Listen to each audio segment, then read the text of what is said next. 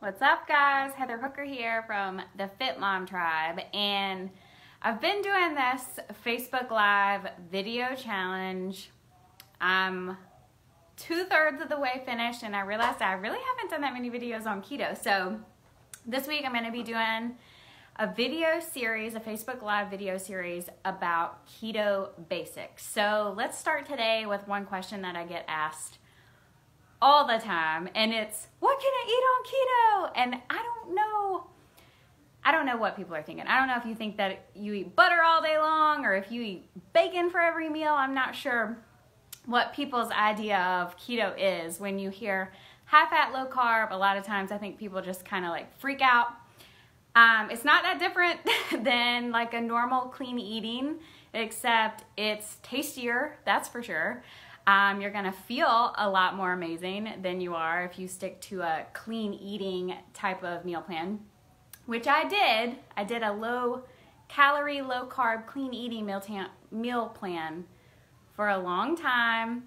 And the food is better and I feel better eating high fat. So let's go over quickly what keto is. What can you eat when you switch to keto? So this is like this really cool, it's called the Keto Food Pyramid, and it breaks things down. I think it's easier to see and to understand pictures, which is why I like to do videos and also why I hate typing and texting. So let's look at this pyramid. So at the top is berries. So you're gonna wanna stick to, you can still have fruit.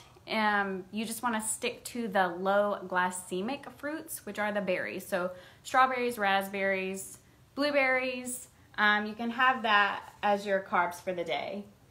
And then you're going to have nuts and seeds. This has peanuts, but peanuts actually aren't the ideal. The ideal would be something like macadamia nuts. Those are actually perfect. Or really, macadamia nuts is probably the best one. Costco has the best macadamia nuts, in case you're wondering. You get a whole bag for like $17.99, but they are roasted and salted. They are by far the most delicious macadamia nuts. Green vegetables. Okay, so most of the vegetables that you're gonna be eating are gonna be green. You're gonna wanna stick to above ground green veggies for the most part. Zucchini, cucumber, celery, lettuce, those type of things. So you can add vegetables to your wraps. You can obviously eat salads every day for lunch. That's a really great practice no matter what diet you follow, is you should be eating your vegetables. The easiest way to get vegetables in that I've always found as an adult is to eat a salad for lunch. That's the easiest way to get them all in. So we've got that. Some people can tolerate dairy. If you can tolerate dairy, cheese is a great way to get in good fats with zero carbs. So you can add a little sprinkle of cheese to everything if you can tolerate it. A lot of people are sensitive to dairy, so in that case you would just want to avoid that. So then we've got oils. So olive oil, butter, healthy fats. So you're going to be adding avocado.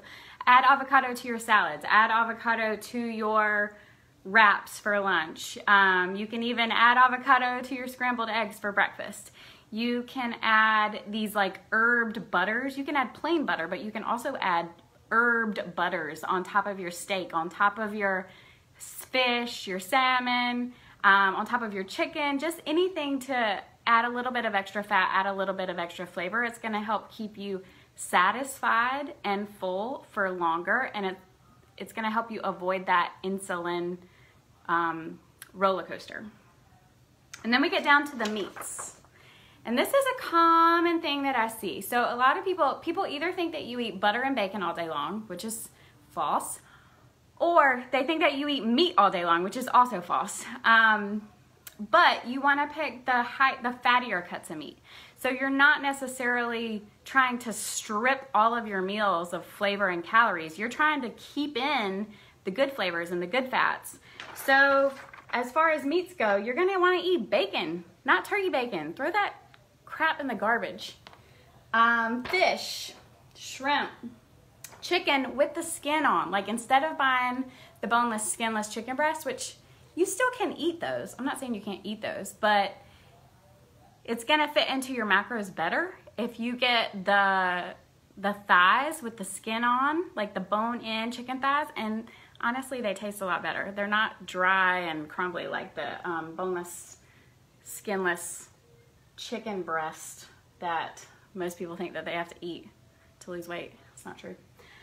All right, and then red meat. So ground turkey is out, ground beef is in, steaks are in, fillets are great, sirloins are great. If you've never had a salad topped with sirloin steak, like, you need to, what are you doing with your life? And then the nose. So then the nose are at the bottom. And this is where people, this is another place where people get hung up a little bit. So no bread. And people say, my clothes don't fit, my clothes are tight, I need to lose 20 pounds, I can't sleep at night, I'm on anxiety medication, but I can't give up bread and pasta. Like, trust me, you can.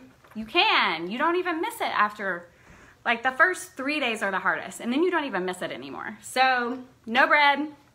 If you're doing like a dirty keto, where you're just making sure that your macros fit, you can do low carb wraps.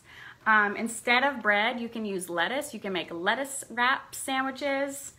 And then last week I went Facebook Live and I was showing you this zero carb bread by Thin Slim Foods. So there are more and more low carb and zero carb alternatives to these things that are coming out as this way of eating, this lifestyle grows in popularity. I think that you're going to continue to see more keto versions of these foods that we grew up with, that we know and love. Pasta, there is an Impostable, a zero carb pasta that same company makes that I still haven't tried, but I think I'm gonna try it tonight. No sugar. So you're not gonna wanna eat any sugar. Stay away from sugar, avoid it like the plague that it is. There are lots of alternatives. Stevia, Swerve is the best one. If you can find Swerve sweetener, that one is delicious. It tastes like sugar, bakes like sugar. You can use it in anything that you can use sugar for. Erythritol, there are like drops that you can add into things. There's granular, what's the other? Oh, confectioners. I mean, there's literally alternatives to everything that's not gonna spike your insulin. Milk. So, milk is actually high in carbs. Surprise. Corn. So the carby vegetables you're gonna wanna stay away from. So that includes things like corn, sweet potatoes,